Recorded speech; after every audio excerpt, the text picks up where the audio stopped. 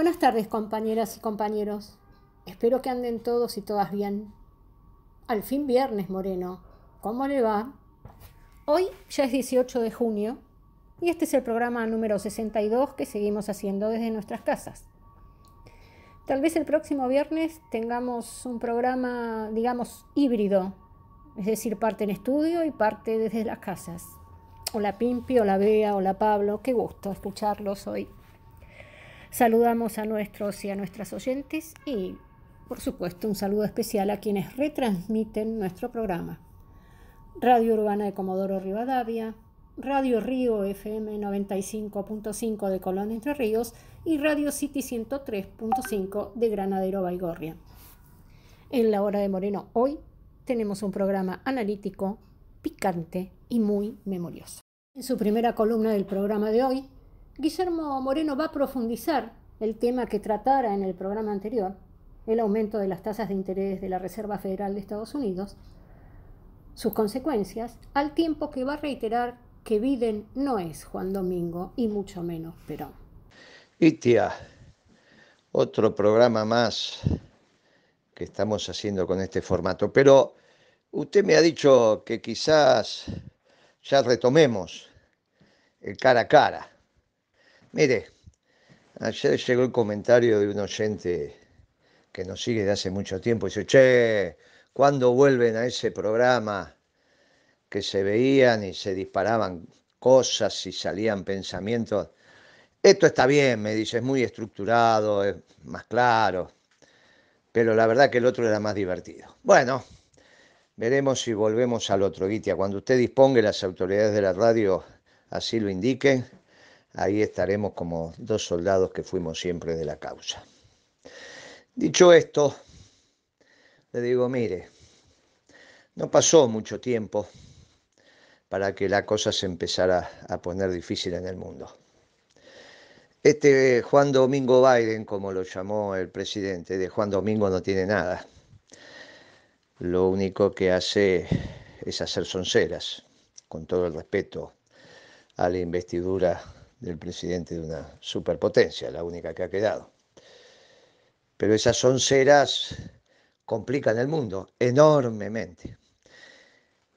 Claro, usted me dirá, pero la Reserva Federal no subió la tasa de interés. Sí, pero dijo que quizás la va a empezar a subir. Y cuando dice que quizás la va a empezar a subir, es que está diciendo, ajustense los cinturones, como cuando el comandante dice, mire, en 5 minutos turbulencia. Claro, después viene la turbulencia, puede ser mayor o peor. Pero usted se ajusta el cinturón, es lo que pasó ahora con la Reserva Federal. Y la reacción fue complicada.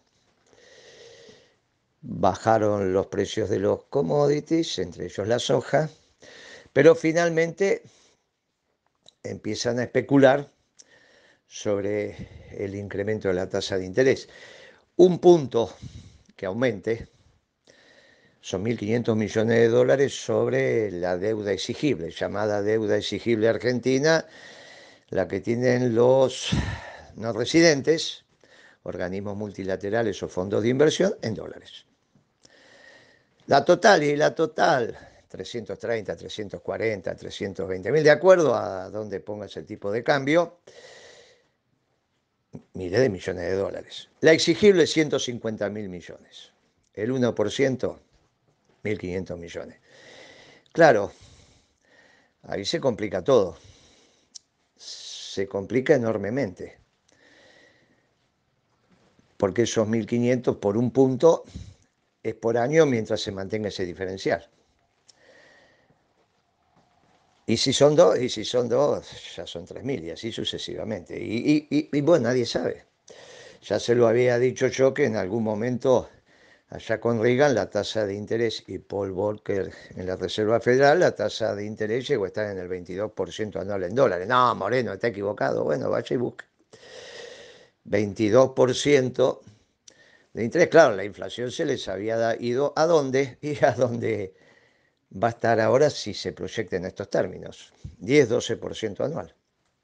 Bueno, no, en ese momento llegó al 14%. Bueno, está bien. La tasa no llegará al 22%, llegará al 18%. Mire, en orden de magnitud, estamos con un lío bárbaro. No, Alberto, de Juan Domingo, Biden no tiene nada. Te lo vuelvo a decir, Alberto. De Juan Domingo, Biden no tiene nada. La economía peronista es una economía seria, ladrillo sobre ladrillo, que produce, que consume, que ahorra, que invierte, como la hicimos en el último gobierno peronista. Pero evidentemente de Kirchner no aprendieron nada.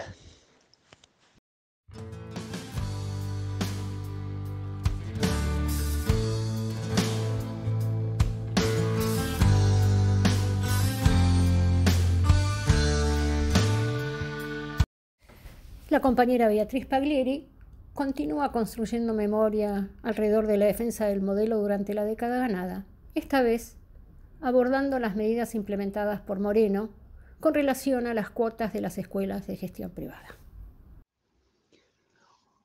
Hoy, 18 de junio del 2021, otra vez viernes, otra vez en la hora de Moreno, hora en la que continuaremos construyendo memoria. Moreno, en su libro En defensa del modelo, para una década ganada, titula 2 días es mucho. Las escuelas de gestión privada. Les anticipo que nos tomaremos más de un viernes para analizar este tema. Moreno nos relata, el presidente me llamaba todos los días a las 8 menos cuarto de la mañana. Ese día, dígame Moreno, ¿usted sigue entrando temprano? Sí, señor presidente, como todos los días. ¿Y por qué no se nota? Era la forma irónica de pedir más resultados. Fue lo que ocurrió con los colegios privados.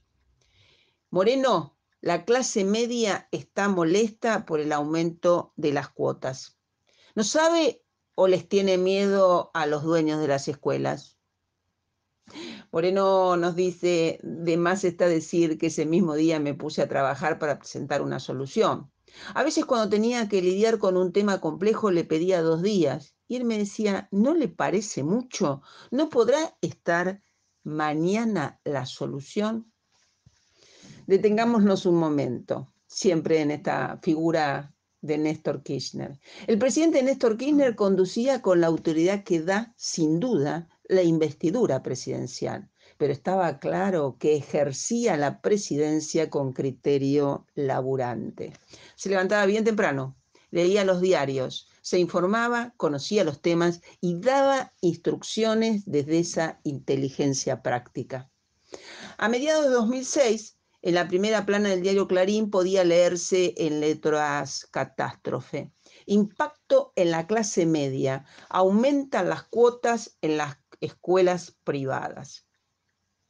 Ya antes, aún Moreno en la Secretaría de Comunicaciones, Clarín en febrero del 2006 tituló Congelan la cuota de los colegios privados. El gobierno cerró ayer un acuerdo con los colegios privados. Ayer, en Casa de Gobierno, y en un acto en el que no participó el presidente Néstor Kirchner, Felisa Micheli y Daniel Filmus cerraron el convenio con las entidades que agrupan a las escuelas privadas. Las entidades establecerán sus políticas de aranceles para 2006, manteniendo los valores oportunamente comunicados a sus respectivas comunidades educativas hasta diciembre del 2005. Ese acuerdo fue que las cuotas aumentaban un 20%. No obstante este acuerdo, nos relata Moreno, que a mediados del 2006, en la primera plana del diario Clarín podía leerse impacto en la clase media, aumentan las cuotas en las escuelas privadas. Y a modo descriptivo, Moreno nos detalla que si bien diseminadas a lo largo y a lo ancho del país, las escuelas de gestión privada se concentran fundamentalmente en la capital y en la provincia de Buenos Aires. Cabe mencionar que la provincia, con casi el 40% de la población total del país, cuenta con uno de los sistemas educativos más grandes y complejos de América Latina, que incluía a 5 millones de alumnos de todos los niveles y modalidades, alrededor de 240.000 docentes y unos 60.000 administrativos y auxiliares. Las autoridades eran Felipe Solá, gobernador. Su directora general de educación era la pedagoga Adriana Puigros. Tellerman estaba a cargo de la jefatura de gobierno de la ciudad de Buenos Aires. Y el ministro de Educación era Daniel Filmus. En ese marco, y dado el impacto directo que sufrían los padres de sectores medios de la población, el presidente me indicó pautas para retrotraer las cuotas a valores previos al aumento. Y con esa instrucción, Moreno comenzó a trabajar. Veamos los datos que nos permitan caracterizar a los colegios privados, que seguramente con signos agravados nos pueden permitir analizar el presente. Porque uno tiende a asociar los colegios privados con los sectores de élite. Sin embargo, también los hay en los sectores populares. Basta recorrer el conurbano bonaerense para darse cuenta de que no es lo mismo una escuela parroquial en un barrio con necesidades básicas insatisfechas que los colegios poblados por alumnos del sector ABC1, léase de clase alta, como el Champagnat o el Cardenal Newman. Debíamos considerar estos factores para atender las distintas realidades con herramientas de política económica de niños y adolescentes y el sacrificio de los padres por el bien de sus hijos. Si se tomaba una decisión incorrecta, los ingresos de los establecimientos podían ser inferiores a sus costos, lo que perjudicaría la educación de los sectores populares. Además, si por falta de rentabilidad los establecimientos de gestión privada comenzaban a cerrar, se generaría un conflicto social, ya que el sector público no estaba en condiciones de absorber esa cantidad de alumnos. Por otro lado, esto no debía dar pie al deterioro del ingreso de sectores poblacionales por la excesiva rentabilidad de las escuelas privadas. Con toda esta información y con el formato de gestión que marcó la gestión de Moreno, convocó a una reunión a las distintas asociaciones que nucleaban a las escuelas, así como también a los funcionarios nacionales, provinciales y municipales encargados de gestionar el área de educación de gestión privada. Nos relata Moreno que la reunión fue multitudinaria. Dentro del área hay un universo muy complejo por su heterogeneidad. Están los colegios confesionales, de católicos, protestantes, evangelistas, judíos, de otras religiones, y también estaban los no confesionales. En ambos casos existen establecimientos en distintas zonas y barrios con realidades socioeconómicas muy diferentes. Entonces fue multitudinaria y también fue un encuentro tenso. En esa reunión se informó que la Secretaría de Comercio no autorizaba el aumento de cuotas. Por la complejidad de la situación no queríamos arriesgar una medida hasta no estudiar una propuesta acordada entre las partes. Memoricemos y reiteremos, una propuesta acordada entre las partes. El primer encuentro fue decididamente tenso. Se trataba de una metodología nueva en la determinación de cuotas de establecimientos de enseñanza privada. Pero se obtuvo el compromiso de retrotraer el último aumento ya realizado, el posterior al 20%, aclaremos, a la espera de que recabáramos la información que justificara o no ese incremento. Mientras tanto, se inició un periodo de búsqueda de ideas que contemplaran los diversos intereses dentro de la comunidad educativa de gestión privada, en la que debían actuar los directivos de los establecimientos educativos, los docentes, los padres y las distintas jurisdicciones estatales, nación, provincia, municipios. Los medios escribieron: los colegios privados no subirán las cuotas.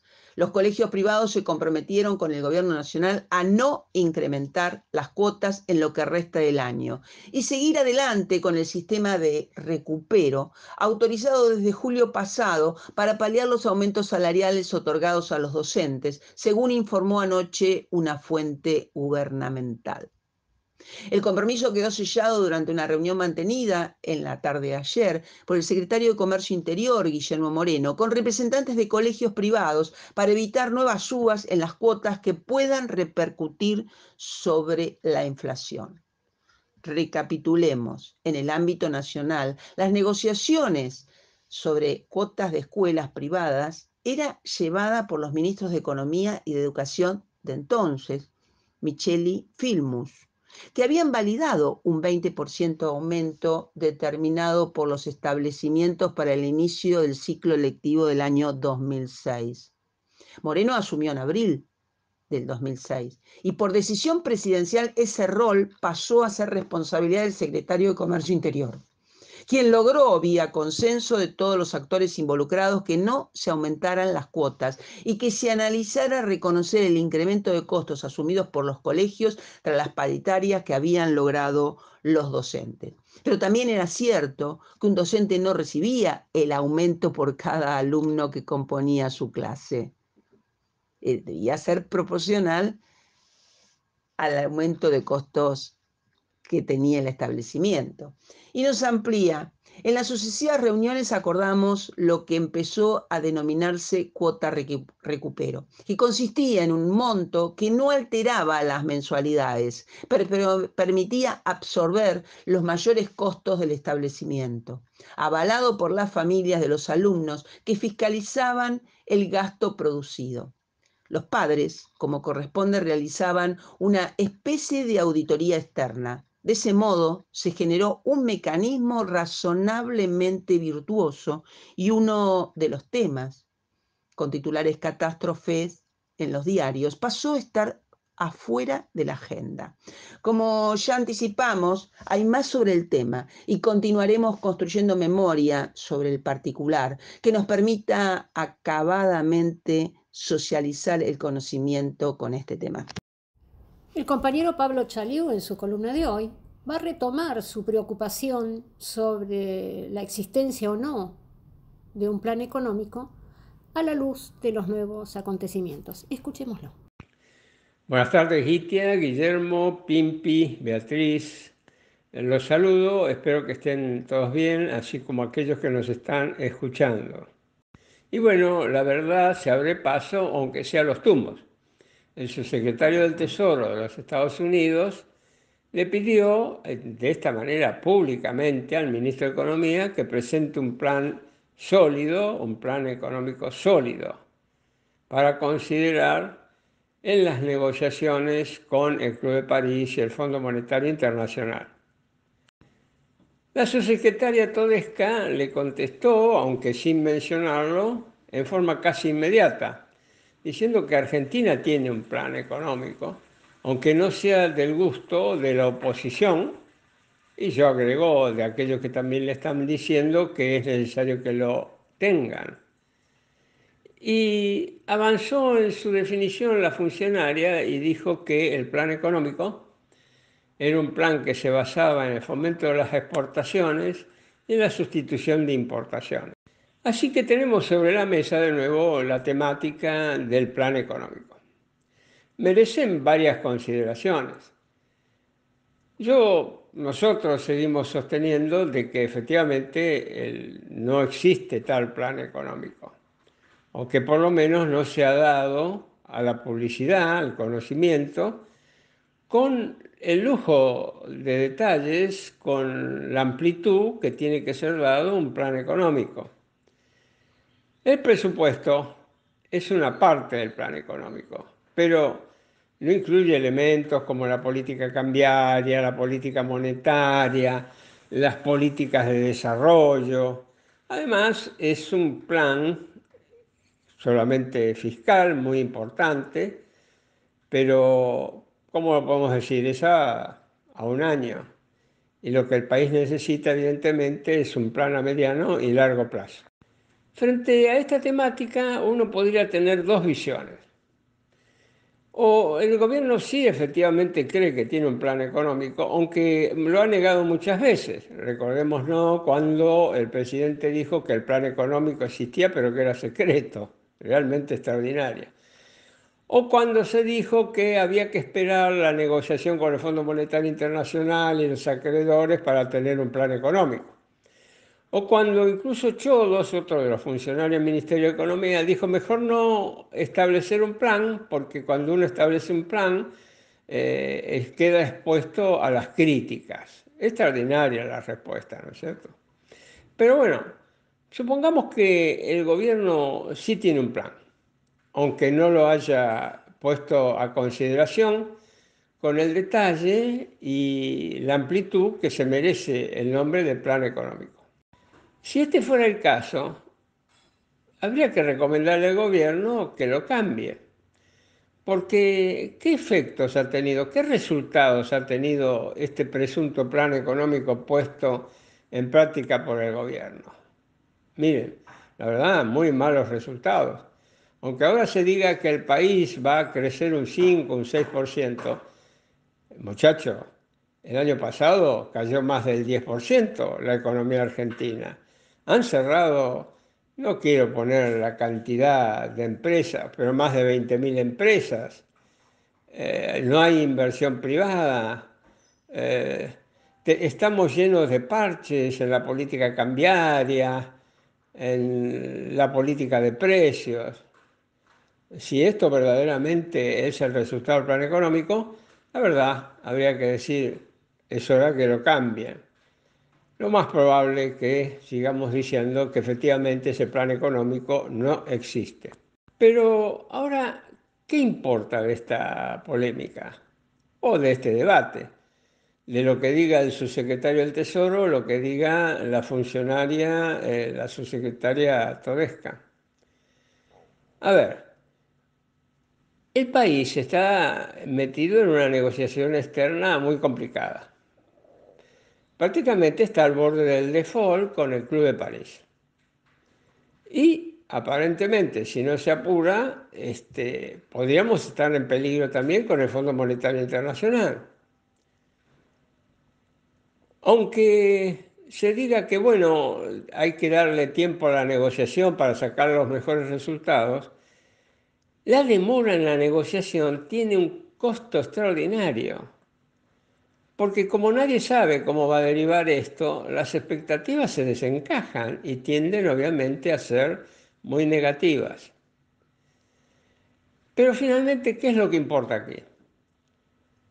Si la percepción en el Tesoro de los Estados Unidos es que el país no tiene un plan coherente, lógico, esto significa que esa es la posición de Estados Unidos frente al Club de París y al Fondo Monetario Internacional. Y si no se le da satisfacción a esa inquietud, probablemente las negociaciones terminen mal.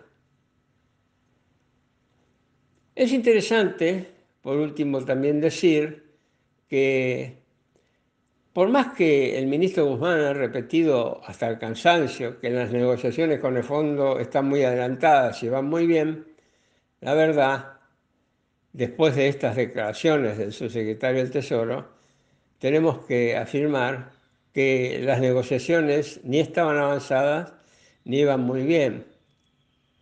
Porque ¿cómo puede haber negociaciones que vayan bien si la persona con la cual uno está negociando piensa que uno no le está diciendo nada coherente? Porque de eso se trata. Cuando el subsecretario de Estado dice, miren, ustedes no nos presentaron un plan lógico, coherente, de lo que se trata es que de la negociación no hay nada coherente.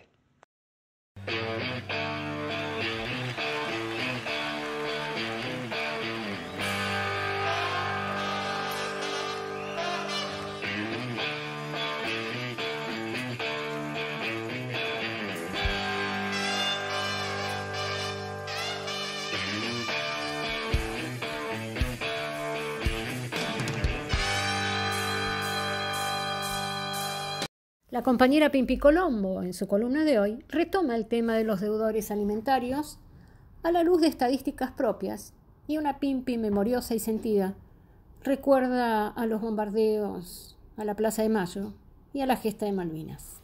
Escuchémosla. Hola Adriana querida, hola Guillermo, Beatriz, Pablo, ¿cómo están aguantando estos días tan fríos? Un saludo especial para nuestro productor Fernando y para los operadores de la radio.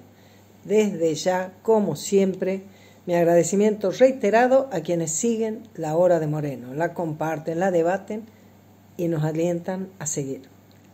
Me ha desafiado Moreno a que hablemos aquí de matemática, a ver si logro lucirme entre estos extraordinarios economistas. Y como el desafío ha sido demasiado sobre la hora, he pensado hacer un mix entre la información sobre un tema que nos atañe como comunidad, que es el de las responsabilidades parentales en el sostenimiento económico de los hijos, y la utilización de las herramientas de la estadística para analizar el tema. ¿A qué me refiero? A que hace un tiempo, desde el Sindicato de Amas de Casa de Capital Federal, pusimos en marcha una encuesta destinada a detectar cómo veían las mujeres la problemática del cumplimiento de las obligaciones alimentarias e incluso queríamos indagar sobre la posibilidad de tomar medidas que ayudaran a exigirlas. Nuestra pregunta fue: ¿qué opina de inhabilitar para el ejercicio de la función pública a los padres que no cumplen con su obligación alimentaria? Como dice Guillermo, no hay contagio más intenso que el del ejemplo. ¿Cómo alguien que no cumple con su familia va a ser confiable para que sea tu intendente, tu jefe de gobierno, tu presidente, tu diputado, ¿no? Bueno, y ahora empiezo el informe técnico de lo que fue nuestra encuesta. Entrevistamos a 605 mujeres y aunque no tuvimos la pretensión de hacer una muestra representativa, sí cuidamos de abarcar diversidad de edades, de barrios, de estado civil, de cantidad de hijos. Y aunque no fueron los 100 barrios porteños, las respuestas se obtuvieron en más de 20 barrios. Y los que concentraron más respuestas fueron Valvanera con el 8%, Montserrat con el 6%, Pompeya con casi el 9% y Recoleta con el 6%.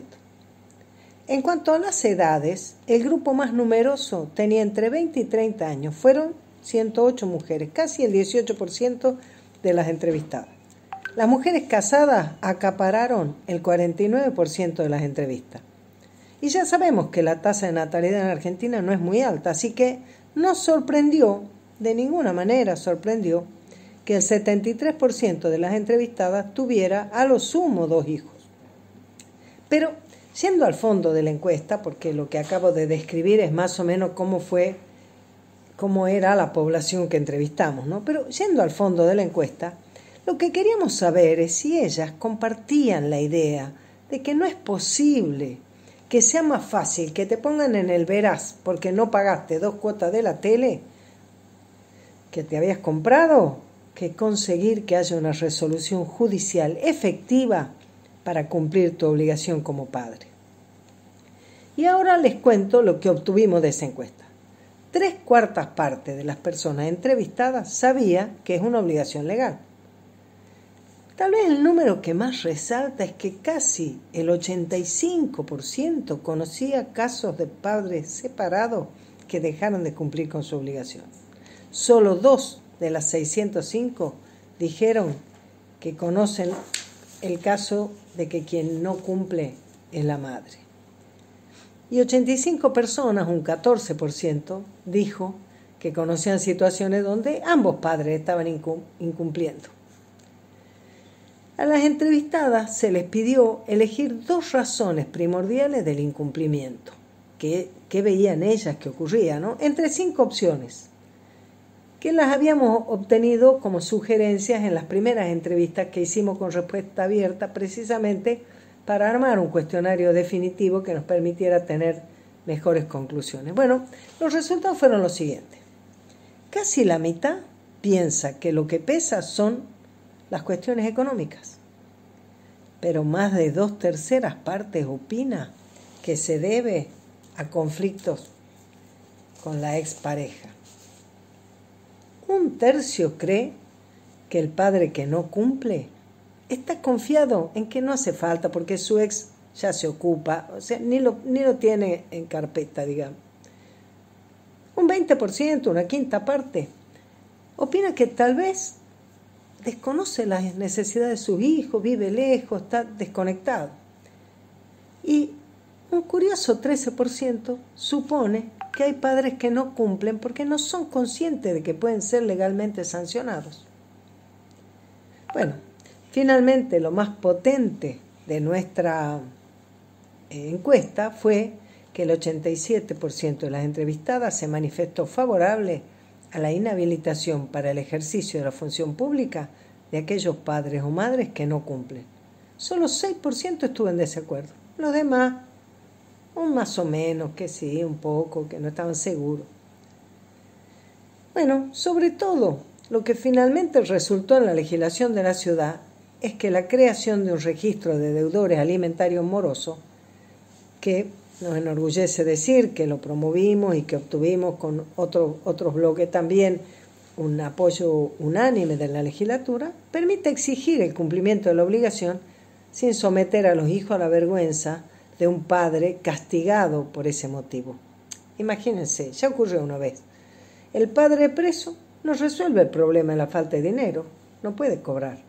Encima, vergüenza para los hijos. ¿Y quién te dice, como es familia, todavía la mujer le tiene que llevar abrigo y alimento? Todo pérdida. En cambio, el registro lo que hace es que hasta que no cumplas no podés habilitar comercio, sacar crédito, obtener tarjetas, ser proveedor del Estado, sacar licencia de conductor, excepto para trabajar, ni ser candidato a cargos electivos o concursar en la justicia. O sea, primero cumplir con tu familia, después vamos con todo esto. Una medida práctica, necesaria. Y por último les digo, sorprende, o tal vez no sorprenda, que por tercera vez la Cámara de Diputados de la Nación deja que se pierdan los proyectos para que haya un registro que sea nacional. Ya conseguimos que en la mitad de la provincia de Argentina hicimos campaña para que se aprueben registros provinciales. Todavía el Congreso de la Nación tiene esa deuda con los niños y con las mujeres que tienen que hacer todos los trámites. Seguimos en ese desafío. Pero bueno, esta semana ha sido especial. Quiero pasar a un tema que nos sensibiliza y nos conmueve. Quiero mencionar que hemos recordado el abominable bombardeo a la Plaza de Mayo del 16 de junio de 1955. Quiero compartir con ustedes el homenaje que hice. El 16 de junio de 2005 habían pasado 50 años. 50 años. Tiempo que alcanza para que una persona llegue a su madurez. En la Casa Rosada, Néstor Kirchner encabezaba el primer acto oficial de reconocimiento a quienes cayeron bajo la acción de las bombas asesinas aquel 16 de junio de 1955, que preludió el otro 16, el 16 de septiembre del mismo año en que la dictadura mal llamada libertadora derrocaba al gobierno popular del general Perón.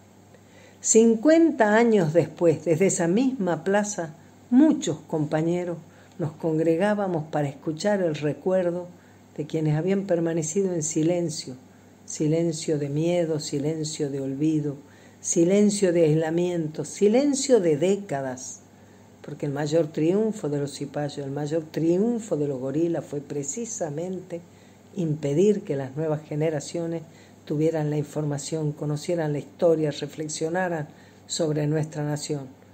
Nadie habla de que ese fue el atentado más brutal, más violento. No bastó el golpe, no alcanzaron los fusilamientos, la prohibición de nombrar a Perón o Evita, las persecuciones, desaparecer el cuerpo de Eva, mutilar los restos de Perón. Todo agravio fue inferido, toda infamia fue pronunciada y ejecutada. Y la masacre del 16 de junio, silenciada, ocultada, hasta lograr que no se sepa que fueron centenares las víctimas, que ese pueblo que estaba ahí para defender a Perón fue acribillado por las ráfagas de la antipatria. Eso sí que era grieta. Con el regreso a la democracia, el radicalismo en el gobierno, lejos de superar ese terror que por décadas no permitió que se hablara de los bombardeos, se autoindultó de su participación. Premió con un ministerio y una estación de subte a Carranza. Pero no fue la única vez que silenciando la historia, tergiversándola, se procura dejar inerme a nuestro pueblo, sepultar el sentimiento nacional. Ese sentimiento había vuelto con todo fervor ante la esperanza de recuperar las Islas Malvinas. Pero, la desmalvinización empezó en la dictadura. El arrepentimiento de haber tenido coraje para enfrentar a los poderosos del mundo tuvo su continuidad en el gobierno de Alfonsín. Nuestros héroes, combatientes, al regresar de las islas no encontraron como merecían el aplauso, el abrazo, la protección, la condecoración. encontraron que los separaron del pueblo que los vivaba en Chubut cuando desembarcaron. Impidieron que pudieran desfilar ante su pueblo aquí en Capital. Lejos de reconocerlo, los minimizaron, los desvalorizaron, fueron ocultados, abandonados. Procuraron separar a los oficiales de los suboficiales y más aún de los soldados, convertidos por el discurso oficial del progresismo, de los liberales, de la izquierda y de la derecha, convertidos en víctimas o en chicos de la guerra. Los soldados, valerosos soldados que nos defendieron en la isla. Ellos también tuvieron esta semana, los veteranos, una jornada para homenajear el 14 de junio, el coraje de la última batalla. Y nosotros hoy, en la hora de Moreno, vamos a reivindicar cuánto más poder que el de ese olvido tiene el pueblo para recuperar la memoria. Que vivan los patriotas en el corazón de nuestro pueblo, los que entregaron la vida indefenso ante los ataques aquel 16 de junio del 55, los que defendieron nuestra soberanía en nuestras islas usurpadas. Prohibido olvidar. Viva Perón, más vivo y necesario que nunca. Con principios y con valores lo vamos a sostener aquí en Capital, en la provincia de Buenos Aires y en lo ancho y a lo largo de la patria. Hasta el viernes, compañeros. Quiero compartir en la hora de Moreno, que tanto hizo en su momento por la jerarquización del mercado central y tanta tarea de comunidad organizada que implicó eso, quiero compartir el comunicado de la Cámara de Operadores Frutihortícola del Mercado Central de Buenos Aires, Comafru, firmada por Fabián Zeta, que dice lo siguiente. La Cámara se ve obligada a aclarar sobre las denuncias del estado de la mercadería donada a comedores comunitarios. Esta donación es efectuada por la dirección del Mercado Central de Buenos Aires, sin ninguna vinculación con esta Cámara. Nosotros, dice el comunicado, realizamos donaciones semanales y nunca afrontamos situación similar a la denunciada. Por el contrario, las instituciones beneficiadas nos hacen llegar a cotidiano muestras del trabajo en conjunto. Prueba de esto se encuentra documentado con frecuencia en las redes sociales y medios de comunicación masivos. Por lo tanto, Comafru aclara no tener vínculo alguno con los procedimientos espurios y poco claros del directorio del Mercado Central de Buenos Aires. Por ende, mostramos nuestra disconformidad de cómo efectúan esas donaciones y el manejo llevado adelante por parte del directorio. Los operadores productores aglutinados en Comafru todos los días del año donamos solidariamente mercadería fresca y de primera calidad. Por esto, también nos vemos muy afectados por las últimas publicaciones. Sin más, estamos a disposición, dice el comunicado, de conversar con quien lo requiera. Saludos cordiales, Fabián Zeta. Me pareció que correspondía que en la hora de Moreno nosotros compartamos esta información. Gracias.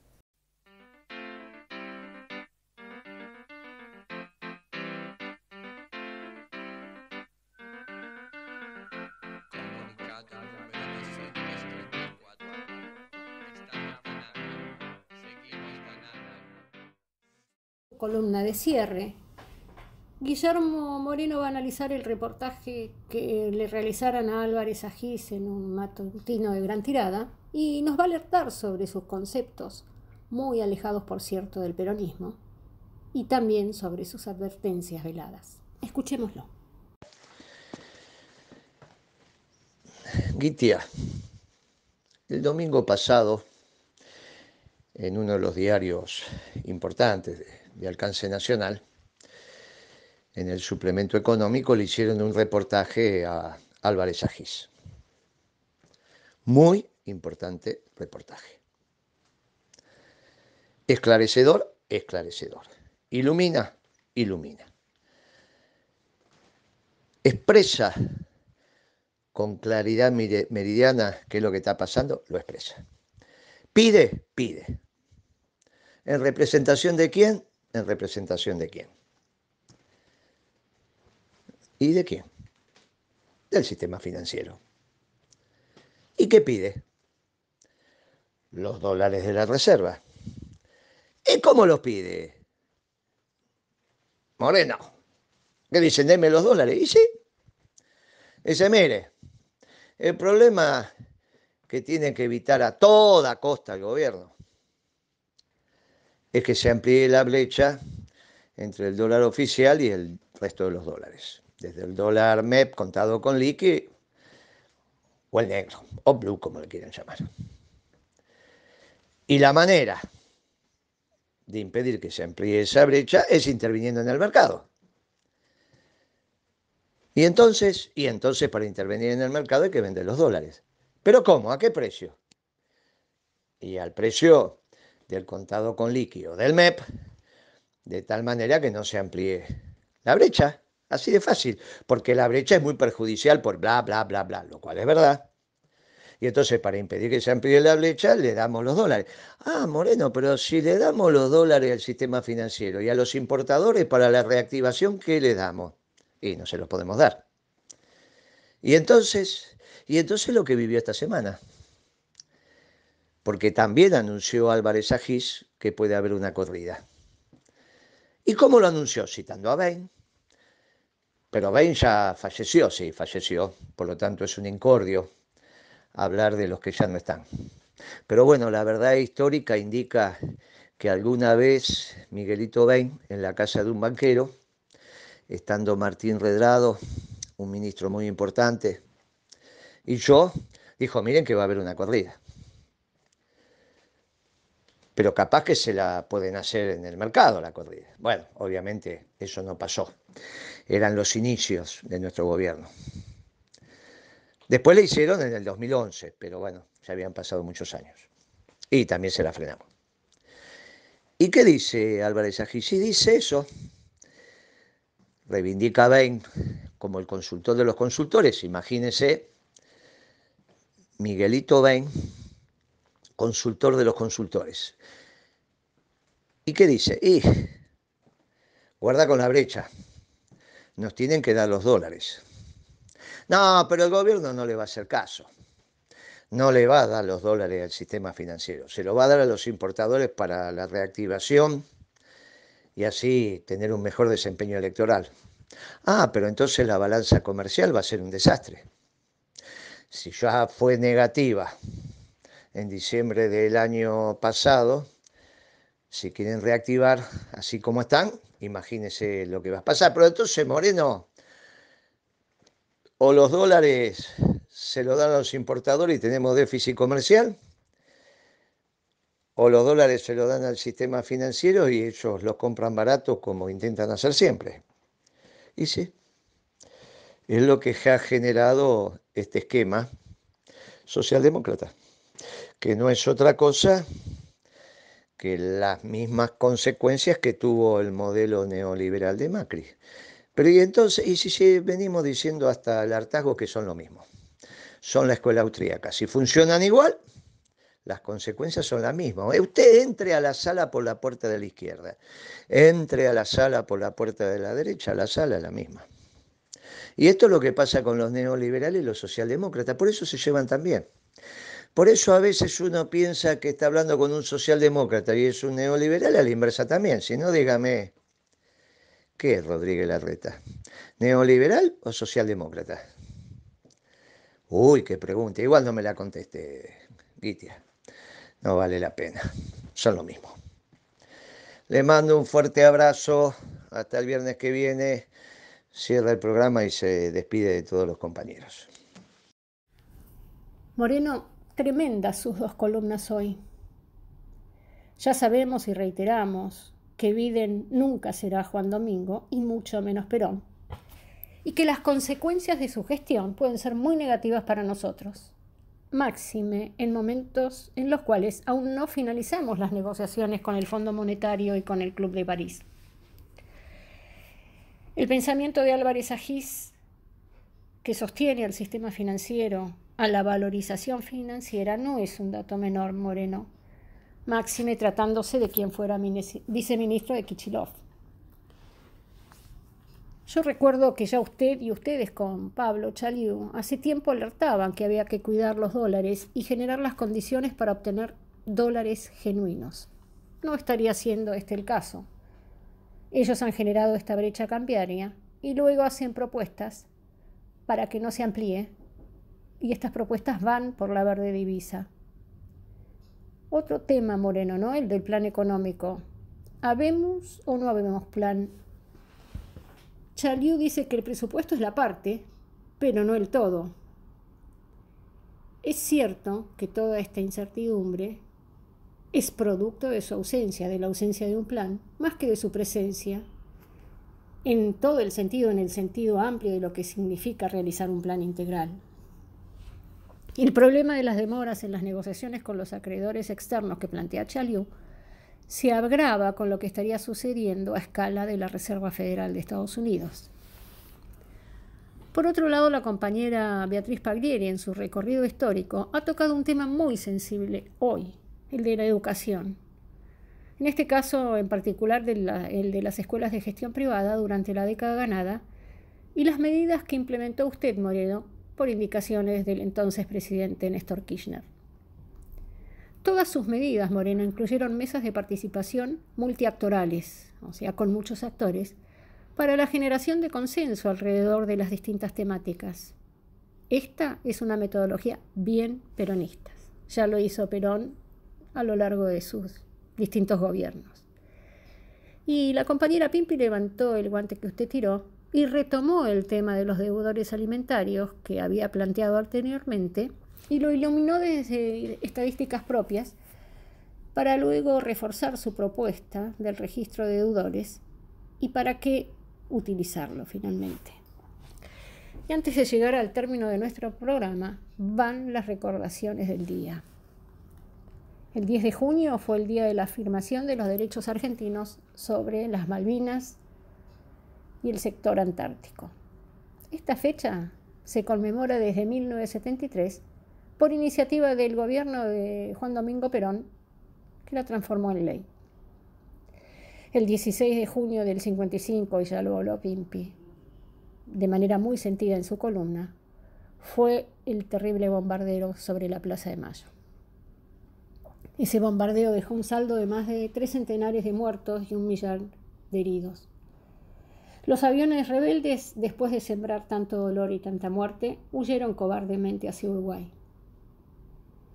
Y luego el general Perón, por radio, expresó: nosotros como pueblo civilizado no podemos tomar medidas que sean aconsejadas por la pasión, sino por la reflexión. Todo ha terminado. No podemos dejar de lamentar, como no podemos reparar la cantidad de muertos y heridos que la infamia de estos hombres ha desatado sobre nuestra tierra de argentinos. Por eso, para no ser nosotros criminales como ellos, les pido que estén tranquilos, que cada uno vaya a su casa. Un 17 de junio cae asesinado por la dictadura militar el escritor, periodista y militante Francisco Paco Urondo. Nuestro sentido homenaje a todos ellos y a todas ellas. Mañana sábado, compañeras y compañeros, habrá mesa de afiliación en Parque Centenario de 14 a 17 horas y también habrá mesa en Mataderos y en Parque Patricios. Y así hemos llegado al cierre de nuestro programa.